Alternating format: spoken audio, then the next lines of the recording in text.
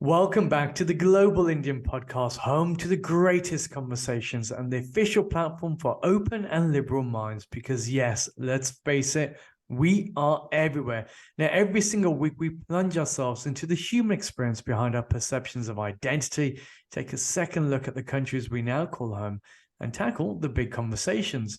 Well, this week, I saw a report that was launched in the BBC talking about paedophilia in the Philippine Islands.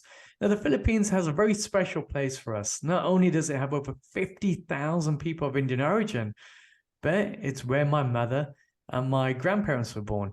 So it's something of a home away from home. Now, within the report that was showcased was the idea around custodianship, saying, well, in my mindset, well, since we are such a large community around the world, what are we doing to tackle the ills of societies being faced by our fellow human beings in those countries? To help me answer these questions and to understand more about what's specifically happening in the Philippines, I'm joined by Father Shay Cullen, who kindly allowed himself to come onto the podcast to discuss some of the other sides to what's taking place.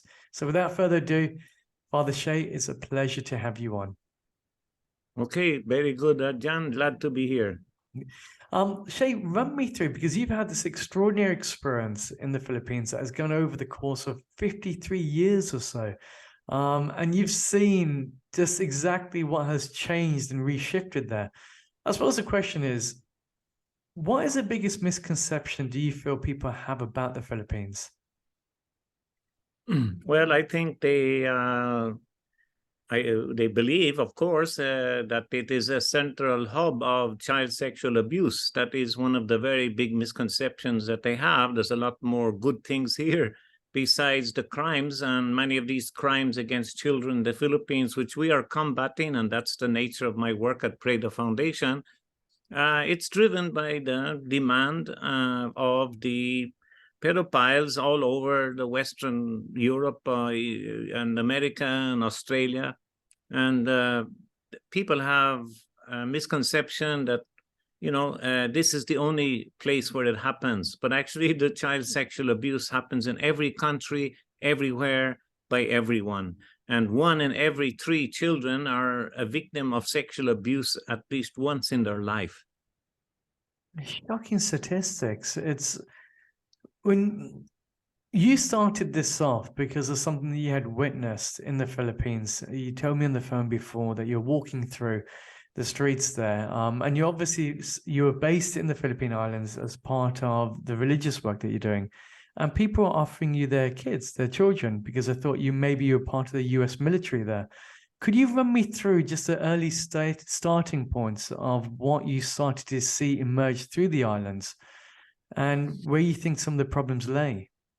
Well, and the story, as it begins way back in 1969, when I was very young, and I was assigned by the Colombian Missionary Society in Ireland to come to the Philippines and, do traditional parish work. But I saw in the city the home of the U.S. Navy, the U.S. military Navy base at Subic Bay, and Olongapo City was just outside the gates, and it was one big brothel of more than 100 sex bars and clubs, and many young women and children being sexually exploited in this industry and no other employment. So I took a great concern that this is a terrible exploitation of the human person, destruction of the dignity of every one of those young people. And so I began to think of, how can you change such a terrible situation? How can it be change the world? I know it was a huge question to ask in those days. I'd walk on the streets and I'd be shocked because the pimps and the traffickers would come to me and, "Hi, Joe, you want a girl? I have little girls." And they'd show me standing in a doorway, 12-year-old little girls. I'd be quite shocked. I remember one case, and I said to the guy, "Hey, I'm calling the police. This is a crime." And the guy said, "Hey, I am the police." And he laughed and disappeared. So, corruption and syndicated sexual abuse of the children was very prevalent in those days. So I really began to think of how this could be changed. How did it take the shift? Because I know we spoke about the US military base that was there. Was it really because of the international impact upon the Philippines that people actually brought in the need or the necessity for this industry to occur? Well, the U.S. Navy, of course, have reputations in the past all over Vietnam. The Vietnam War was raging in those days, as you know, and they had bases in Thailand and all over Asia. And of course, in the Philippines was the biggest recreation city of Olongapo in those days. So they really did in cahoots and working with local politicians. They allowed this industry to grow and expand. So you might say it was really a planned recreational area, but with sexual exploitation, drugs, alcohol, broken homes, human trafficking, child sexual abuse were all the evils and crimes that were on the streets of Olongapo in those days. And so the day came when I discovered a group of 18 children who happened to be victims of the sexual exploitation, and they got venereal disease and brought to a charity, a church clinic, where I was like a chaplain. And I was so shocked to realize 9 years old was the youngest child. And Jennifer was her name. Actually, she's an older woman now, and she still comes to the PREDA Foundation every month for help, and whatever help we can give. It's unbelievable, but that's the way it was. And I began to say to those around us, this has to change. We have to get rid of the military bases. They're the roots of this evil, and they have, corrupted communities and the mentality of the people who have come to believe that this kind of sexual exploitation is kind of okay. I mean, if the authorities and the higher ups, as they say, allow it and promote it for money, it must be okay. We can do it also. That's why I think the pedophilia have grown and was allowed to grow in the Philippines. Fast forward on to today, I know with the BBC article that was shared, you have families that are allowing and actually pushing their kids to do sexual exploitation live on camera. And you have groups of people from Europe, right the way across the world that are paying for this. Mm-hmm. Yes. How bad is this? Well, it's growing. It seems that we don't know how bad it is because local police are not very, shall I say, astute. They've only a very small unit assigned to investigate these terrible crimes. And most of the tip-offs that we hear about and come from the Interpol and from the police agencies in the US and in Europe and Australia. And they are very active, and they're dedicated and committed to trying to save the children and catch the pedophiles. Their money of the demand and supply really is the problem. The demands coming from the developed nations who want this sort of terrible abuse against children to be done live on the internet. So we are trying to go after that also, the root causes. Like I went after the US military bases, and we had a 10-year campaign to close the military bases, and we succeeded. It seemed impossible, but if you keep trying, campaigning 10 years, we converted the military bases into an economic zone, which was a kind of a success, you might say. And it did close down the whole industry of the city, and jobs at the zone with dignity became a reality. And a lot of investments came in from commercial corporations and business. So it's changed the whole city, from one brothel city now to an economically driven city. However, the crime continued in the mind and hearts of many people that you can make money out of sexual exploitation of children. So now in the Philippines, there's 16 million people in dire poverty, and this is the absolute poverty.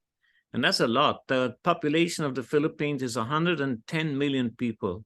And, it's all on the internet. The Office of the Statistics will tell you there's 16 million people in utter poverty. And these are the people who see an opportunity that their children can be a source of money by showing them on a camera, a video camera on the internet to pedophiles who send money to them through courier services like GCash, iWallet, Western Union. And that's how they make the money. But it's also the parents that are facilitating this. And in most cases, from what I was reading, is the parents that are pushing their kids to go in front of the camera. Yes, that's the tragedy of this. Aunties, uncles, even mothers, they say, oh, well, there's no physical, really. In many cases, they claim there's no real physical abuse of the child. It's just showing the child naked and in front of the camera while the pedophiles are ordering the things to be done to the children. But they do these sort of acts of rape and to the children online. And why it's allowed online is the big root of the cause.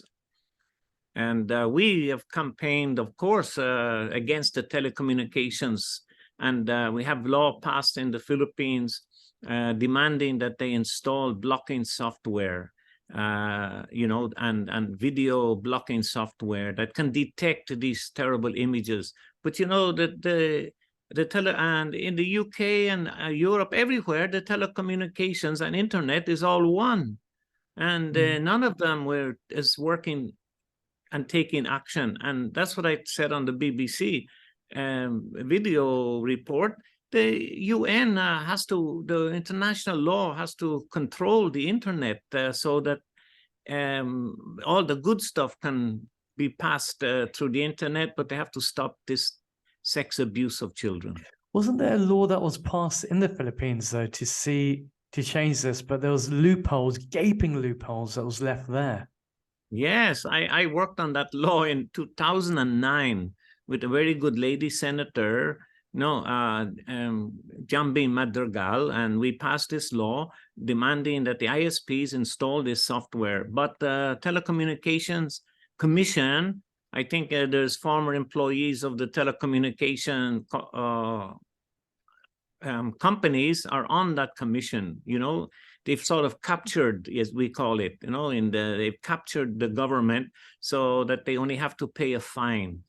And now a new law has been updated, has been upgraded, and is only coming in this month into action in the Philippines, where we hope these loopholes are now being closed.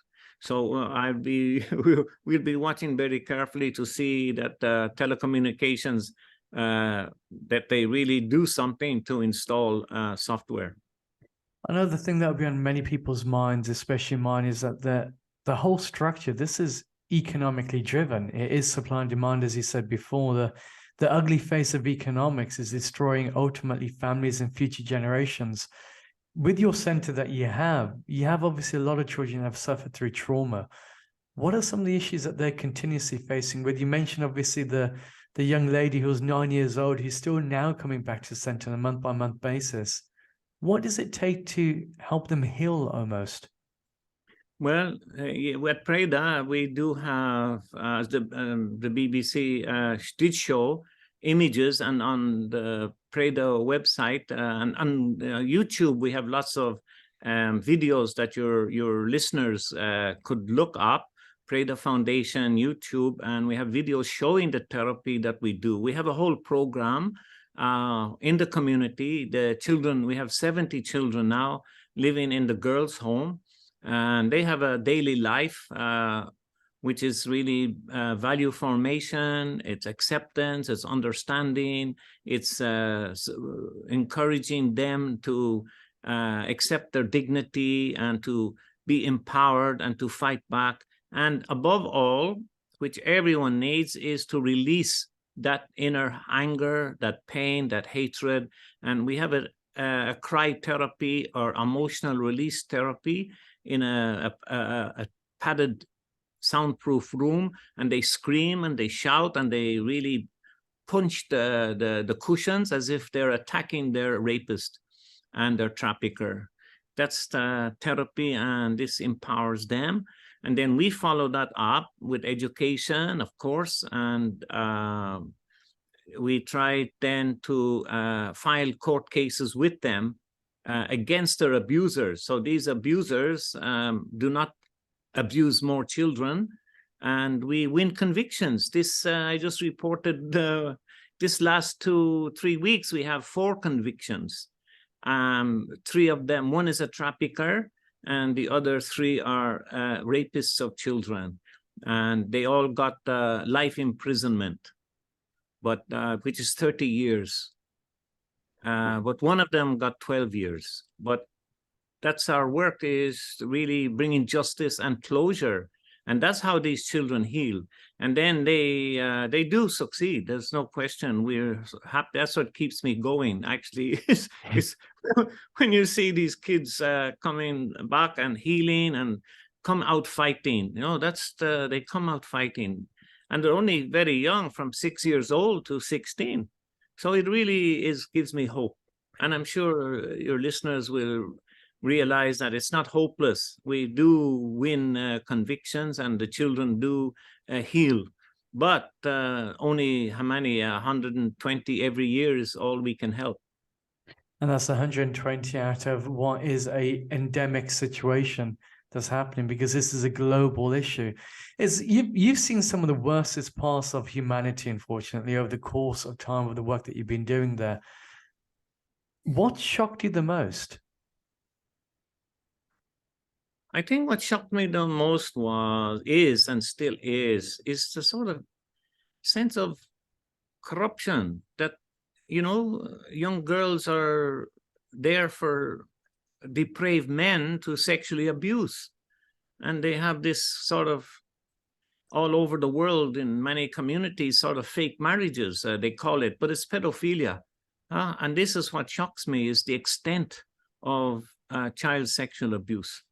And that the fact very few our people are doing very much about it. In other words, that there's a sort of a sense of, you might say, entitlement by certain males, that they have a right to exploit children for their sexual gratification, and they justify it. It's okay. And there's, we might say, fake laws which allow so-called child marriage, but it's all fake, and it's just a cover for pedophilia. I mean, a 12-year-old child living with a 25 to 30-year-old man, I mean, it's not marriage. That child has to be in school and have right to an independent life. So and we have children coming with us right now, 3 children. The youngest is 13, pregnant, and we have to take care of her at 13 years old.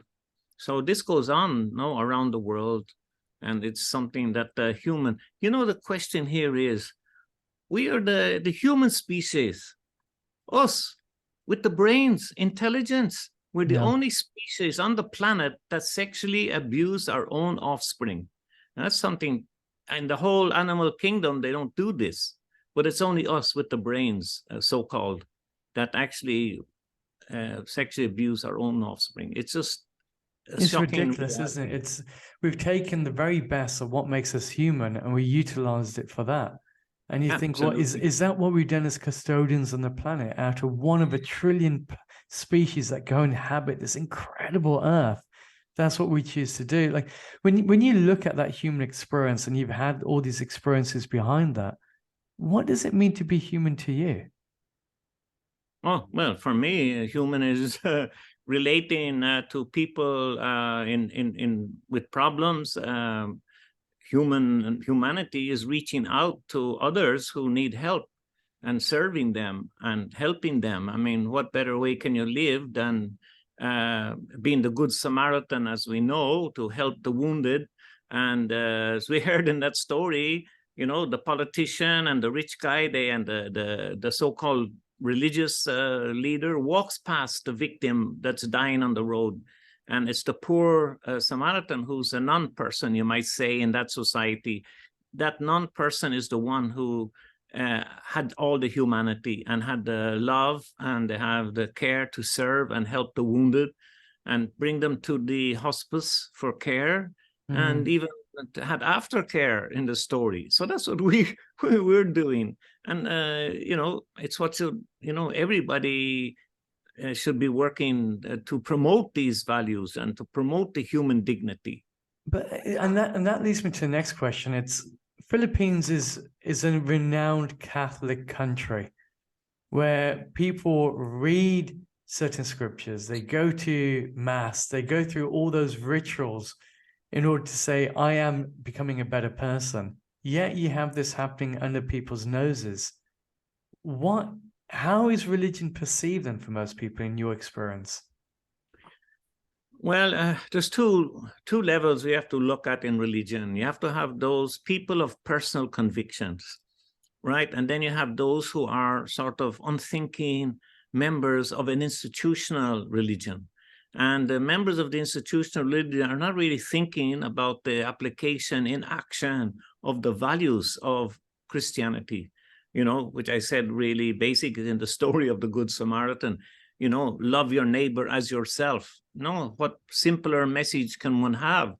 But sad to say, in the institutional church, they are very much into the rituals and the rites and that sort of, you can go to heaven. No, paradise if you follow all the rituals, which is really a contradiction of what basic Christianity is in itself. Christianity is, as you know, we just said, it's service. It's ready to help the poor and the oppressed and to lift them up and work for justice and make this a world full of dignity and human rights. And so that's basically Christianity.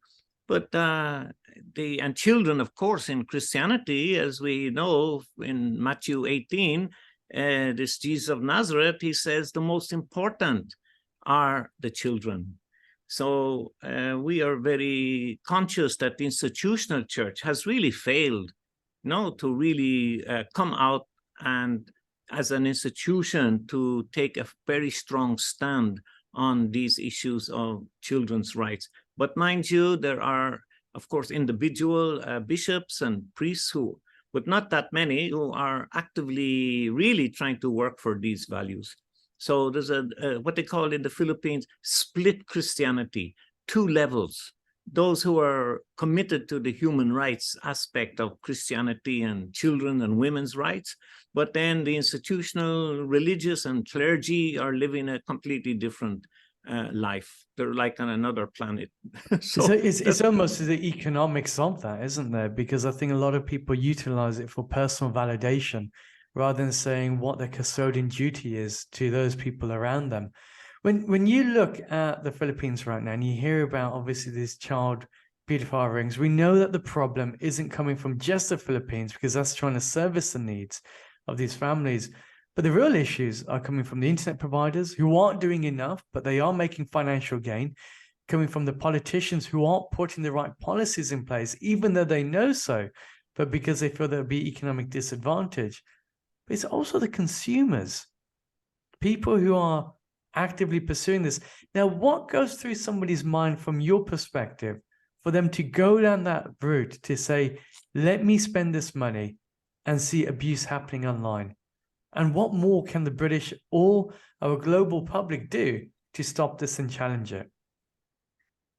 Well, that's a big question, of course, and very difficult to know what goes on in the mind of depraved people who are offering to pay money to, to see this child sexual abuse live, or even passing it through their websites, and the child abuse images. Of course, this is also part, not only live streaming, which we call online sexual abuse, but now you have the institutional website presence of abuse.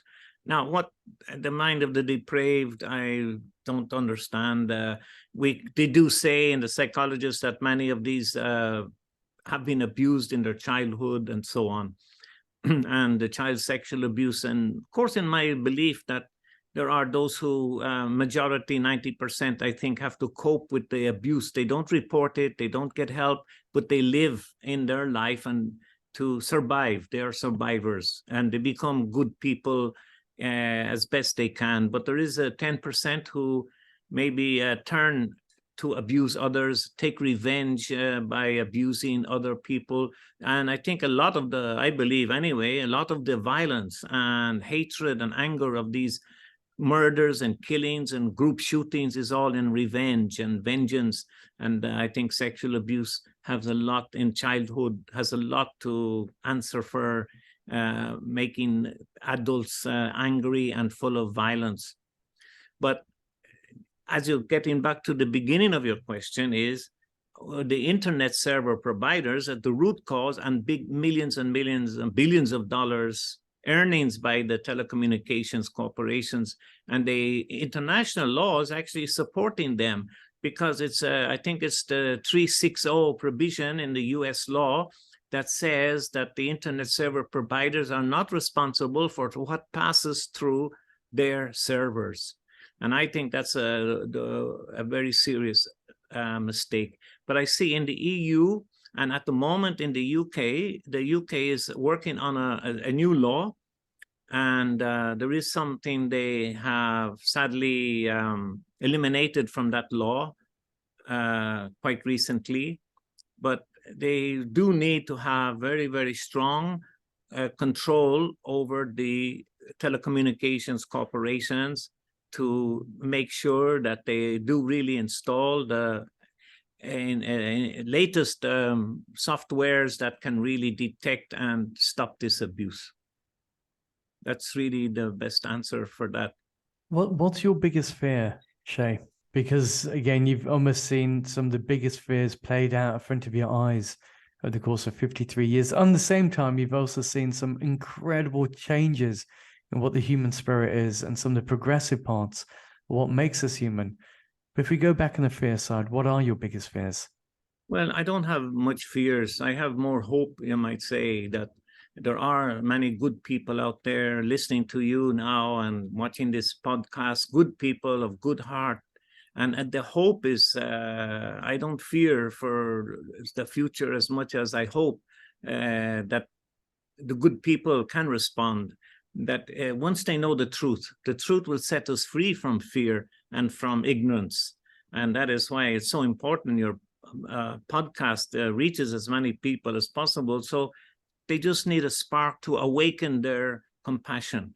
And so my hope is for the compassion of the human person to come alive and to turn people on, to be on fire for justice, to be on fire for the rights of children and the oppressed and the exploited people in the world. I think there is a big movement, as we can see, for example, to save the planet, and all the young people are out there. You know, it's wonderful to see the campaigning and the struggles and the different rallies that people are taking to be heard. So this gives me a lot of hope. Any fear I have, of course, is the authorities becoming very authoritarian and cracking down on dissent and protest. Of course, we journalists here in the Philippines are under very, very strict control. So we cannot really speak out, I must say, without a death squad coming to our door. And, you know, Philippines is the worst place for us journalists. Hundreds have been killed in the last decade. And recently, 2 more murdered on the streets because of their work, trying to tell the truth. So we have a problem here. And my fear, of course, is that the door for all the truth coming out in media will be closed. So we hope that the good people outside of the Philippines will speak up and will take up the cause of human rights and justice. And I think further on to that point, the fact that you have people from across the world now, we're such a multicultural society, If we are to claim custodianship of a nationality, therefore we have to do what is right by every sentient being in those countries, if not across the globe. So if you're sitting in Manila and you see this happening on the other side of the islands, you cannot close your eyes to that and have selective moral outrage. It's the fact that we are our brother's keeper. And if our brother looks different to us, sounds different, even has a different faith, the fact is we are the same. Humanity is one. And this is a time that we're all standing together. If people would like to find out more about your work, Shay, where can they go to? Well, yeah, they can find us at PREDA.org, on the internet, on Facebook, PREDA Foundation, Facebook. Our information is all there. And of course, they can Google my name. That'll bring up the address quite quickly. So we hope that they can contact us, of course, and help us out. No, we can do all the more. Perfect. Shay, it's been a pleasure to have you on. Thank you for the incredible work that you're doing as well. Thank you so much for having me on, and may you succeed all the more. Thank you very much.